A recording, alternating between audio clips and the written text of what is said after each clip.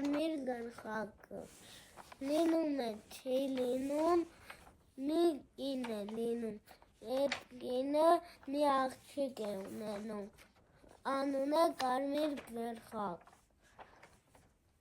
Մի օր մայրիկը ասում է կարմիր գլխակին, այդ կանտանքները տատիկին կհիմանդե տար, որ լավանա։ Կարմիր գլխակը կար կանտանքները վերցնում և ճամփան գնում։ Ճանապարհին հանդիպում է գայլի, ասում է.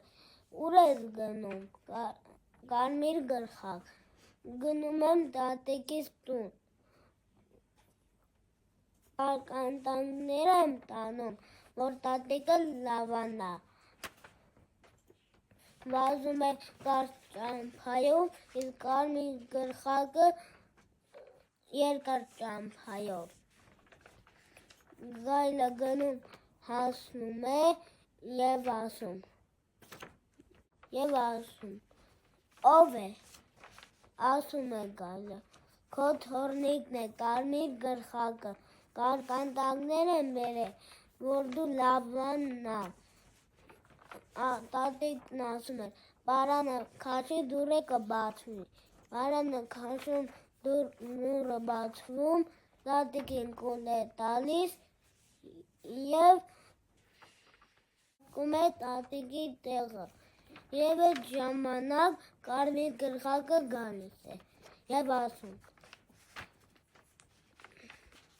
դուռը ծեծում է և ասում տատիկը.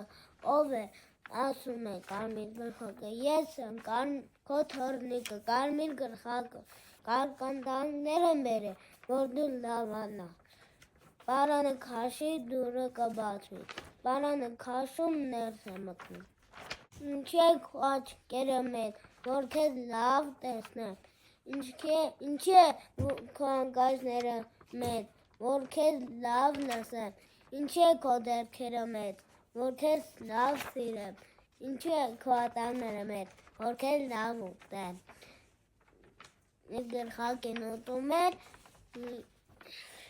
ժամանակ որսորդներն են անցում տնակի մոտից և ձեն են լսում։